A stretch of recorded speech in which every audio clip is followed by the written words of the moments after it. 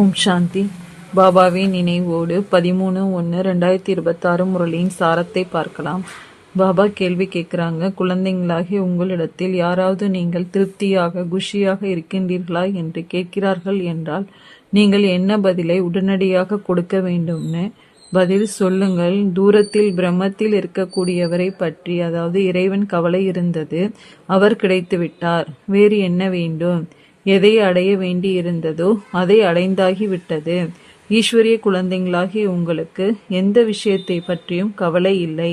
பாபா உங்களை தன்னுடையவர்களாக ஆக்கிவிட்டார், உங்களுக்கு கிரீடம் சூட்டியுள்ளார். பிறகு எந்த விஷயத்தை பற்றிய கவலை இருக்குன்னு சொல்லுங்கன்னு பாபா சொல்லியிருக்காங்க. நெக்ஸ்ட், மாயை எப்படி 3 ரூபங்களை மறக்க வைக்கின்றது என்று பாபா கூறுவது என்ன? பாபா சொல்றாங்க, பாபா தந்தையாகவும் ஆசிரியராகவும் சத்குருவாகவும் இருக்கின்றார். ஆனால் தந்தையே மறந்து விடுறாங்க என்றால் குழந்தைகள் பிறகு ஆசிரியர் குரு போன்றவர்கள் எப்படி நினைவுக்கு வருவாங்க? மாயை மிகவும் பலம் வாய்ந்ததா இருக்கு. அது 3 ரூபங்கள்ல மகிமை இருந்தும் கூட மூவரையுமே மறக்க வச்சிடுது. குழந்தைகளும் எழுதி தெரிவிக்கிறாங்க, பாபா நாங்கள் மறந்து விடுகிறோம். அந்த அளவுக்கு சர்வசக்திவானாக மாயை இருக்கிறது. நாடகத்தின்படி இப்படி அதிகமா நடக்கக்கூடியதுதான்னு பாபா சொல்றாங்க. நெக்ஸ்ட், யாருக்கு வெட்கமாக இருக்கும் என்று பாபா கூறுவது என்ன? பாபா சொல்றாங்க, தங்களுடைய சார்ட் எழுதுங்கன்னு பாபா சொல்றாரு. ஆனால் எழுத முடியறதில்ல. எதுவரை அமர்ந்து எழுதுவது? ஒருவேளை எழுதினாலும் 2 மணி நேரம் நினைவில் இருந்தேனா என்று சோதனை செய்யறாங்க. அதுவும் கூட யாருக்கு தெரிகிறது என்றால், யார் பாபாவின் ஸ்ரீமத்தை நடைமுறையில் கொண்டு வருகிறார்களோ அவர்களுக்கு தெரியும். பாவம், இவர்களுக்கு வெட்கமாக இருக்கும் என்று பாபா புரிந்து கொள்வார். இல்லை என்றால் ஸ்ரீமத்தை நடைமுறையில் கொண்டு வர வேண்டும் இல்லையா? ஆனால் கஷ்டப்பட்டு 2% சார்ட் எழுதுறாங்க. குழந்தைங்களுக்கு ஸ்ரீமத்தின் மீது அந்த அளவுக்கு மதிப்பு இல்லை. முரளி கிடைத்தாலும் படிப்பது இல்லை. பாபா உண்மையை தான் சொல்றேன்னு சொல்றாங்க. நெக்ஸ்ட், பாபா உலகாய படிப்பையும் அலௌகீக படிப்பையும் வேறுபடுத்தி கூறுவது என்ன?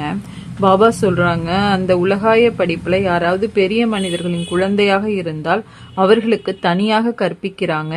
இவர்கள் மந்தமாக இருக்கிறாங்க, ஆகையினால் அவர்களை தேர்ந்த தகுதியானவர்களாக மாற்ற வேண்டும் என்று டீச்சர் தெரிந்திருக்கிறார். இந்த பாபா அப்படி செய்வதில்லை.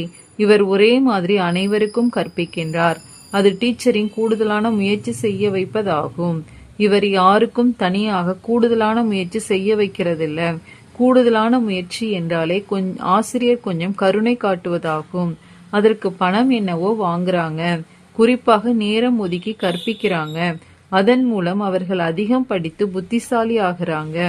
இங்கே அதிகம் எதுவும் கற்பிப்பதற்கான விஷயமே இல்லை. இவருடைய விஷயமே புதியதாகும்.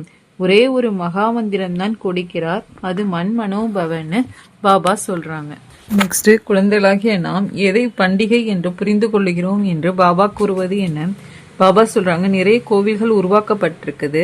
அங்கே அனைவரும் என்ன செய்ய சொல்றாங்க? தரிசனத்தின் மூலம் எந்த பலனுமே இல்லை. இன்னார் யாத்திரை செல்கிறார், நாமும் செல்லலாம். ஒருவர் மற்றவரை பார்த்து சென்று விடுகிறார்கள். இதனால் என்ன நடக்கும்? எதுவுமே இல்லை. குழந்தைகளாகிய நீங்களும் யாத்திரை செய்திருக்கிறீங்க. எப்படி மற்ற பண்டிகைகள் கொண்டாடுகிறார்களோ அது போல யாத்திரையும் ஒரு பண்டிகைன்னு புரிந்து கொள்றாங்க. இப்போது நீங்கள் நினைவு யாத்திரை கூட ஒரு பண்டிகை விழான்னு புரிந்து கொள்றீங்க. நீங்கள் நினைவு யாத்திரையில் இருக்கிறீங்க. ஒரு வார்த்தை மன்மனோபவ. உங்களுடைய இந்த யாத்திரையின் துவக்கமும் இல்லாததுன்னு பாபா சொல்றாங்க. நெக்ஸ்ட், பக்தி மார்க்கத்தில் செல்லும் யாத்திரையை பற்றி பாபா விளக்கி இருப்பது என்ன?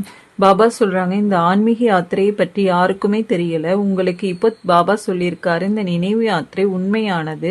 அந்த யாத்திரையில சுற்ற செல்றாங்க, பிறகு அப்படியே தான் இருக்கிறாங்க. வாஸ்கோட காமா உலகத்தை சுற்றியதை போல சுற்றி கொண்டே இருக்கிறாங்க. நாலாபுரமும் சுற்றினோம், இருந்தாலும் எப்பொழுதும் விலகியே இருக்கிறோம் என்ற பாடல் கூட இருக்கிறது இல்லையா? பக்தி மார்க்கத்துல யாருமே சந்திக்க வைக்க முடியாது. யாருக்கும் பகவான் கிடைக்கல. பகவான் இடத்திலிருந்து விலகியே இருக்கிறாங்க. சுற்றி விட்டு வந்து மீண்டும் வீட்டிற்கு வந்து 5 விகாரங்கள்ல சிக்கி கொள்றாங்க. அந்த யாத்திரைகள் அனைத்தும் பொய்யானது. இது புருஷோத்தம சங்கம யுகம். இப்போதுதான் பாபா வந்திருக்கிறாருங்கிறத குழந்தைங்க நீங்க தெரிஞ்சிருக்கிறீங்க. ஒரு நாள் பாபா வந்துள்ளார் என்பதை அனைவருமே தெரிந்து கொள்வாங்க. கடைசியாக பகவான் கிடைப்பார். ஆனால் எப்படி இதை யாருமே தெரிந்திருக்கலன்னு பாபா எந்த வார்த்தையின் அர்த்தத்தை தெரிந்தவர்கள் யாருமே இல்லை என்று பாபா கூறுவது என்ன? பாபா சொல்றாங்க, நீங்க தேவதையா இருந்தீங்க, பிறகு சத்திரியர், பிறகு வைஷ்ய சூத்திரரா ஆனீங்க. இப்போது நீங்கள் சூத்திரனிலிருந்து பிராமணரா ஆகியிருக்கிறீங்க. இந்த ஹம்சோ சோகம் என்பதன் அர்த்தத்தை பாபா எவ்வளவு சகஜமா புரிய வைக்கிறார். ஓம் என்றால் நான் ஆத்மா. பிறகு ஆத்மாக்களாகிய நாம் இப்படி சக்கரத்தை சுற்றுகிறோம். அவர்கள் ஆத்மாக்களாகிய நாங்கள் பரமாத்மா ஆகிறோம், பரமாத்மாவிலிருந்து ஆத்மாக்களாகிய நாங்கள் வருகிறோம் என்று சொல்லி விடுறாங்க. நாம் தான் அது. அதாவது ஹம்சோ என்பதன் யதார்த்தமான அர்த்தத்தை தெரிந்தவர் யாருமே இல்லைன்னு பாபா சொல்றாரு. இந்த மந்திரம் இருக்கிறதே மன்மனோபவ, இதை எப்பொழுதும் நினைவில் வைக்கணும்னு பாபா சொல்றாங்க.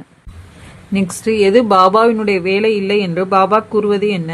பாபா சொல்றாங்க, பாபாவிடம் ஸ்தூல விஷயங்களுக்கு சிலர் வழி கேட்கிறாங்க. பணத்தை என்ன செய்வது, எப்படி தொழில் செய்வதெல்லாம் கேட்கிறாங்க. இந்த உலகாய விஷயங்களை பாபாவிடம் கொண்டு வராதீர்கள்னு பாபாவே சொல்றாரு. மனம் வெறுப்படைந்து விடக்கூடாது என்று அறிவுரை வழங்கி வர்றாரு. இது ஒன்றும் என்னுடைய வேலை இல்லை. நீங்கள் எவ்வாறு உலகத்திற்கு எஜமானர்களாக ஆவது என்று உங்களுக்கு வழி சொல்லுவது என்னுடைய ஈஸ்வரிய தொழிலாகும். உங்களுக்கு ஸ்ரீமத் கிடைச்சிருக்கு, மற்றவை அனைத்தும் அசுர வழியாகும்னு பாபா சொல்றாங்க. இந்த வார்த்தைகள் சொர்க்கத்தில் இல்லை என்று பாபா கூறுவது என்ன? பாபா சொல்றாங்க, சத்யுகத்துல நீங்கள் திருப்தியாக குஷியாக இருக்கிறீர்களா, உடம்பு சரியாக இருக்கிறதா என்றெல்லாம் கேட்க மாட்டாங்க. இந்த வார்த்தைகள் அங்கே இருக்காது, இவை இங்கே கேட்கப்படுது. எந்த கஷ்டமும் இல்லையே, மகிழ்ச்சியாக இருக்கிறீர்களா, இதில் கூட நிறைய விஷயங்கள் வந்துவிடுது. அங்கு துக்கமே இல்லை விசாரிப்பதற்கு. இந்த உலகமே துக்கம் நிறைந்ததாகும். உண்மையில் உங்களிடம் யாரும் கேட்க முடியாது, மாயை விழ வைக்க கூடியதுதான். இருந்தாலும் கூட பாபா கிடைத்திருக்கிறார் இல்லையா, என்ன நீங்கள் குசலம் விசாரிக்கிறீர்கள் என்று நீங்கள் கேட்பீர்கள். நாங்கள் ஈஸ்வரனின் குழந்தைகள், எங்களை என்ன குசலம் விசாரிக்கின்றீர்கள்? தூரத்தில் பிரம்மத்தில் இருப்பவரை பற்றி கவலை இருந்தது, அவர் கிடைத்து விட்டார். பிறகு எதை பற்றி கவலை? நாம் யாருடைய குழந்தைகள் என்பதை எப்போதும் நினைவு செய்ய வேண்டும். இந்த ஞானம் கூட புத்தியில் இருக்க வேண்டும்னு பாபா சொல்றாங்க. அச்சா, ஓம் சாந்தி.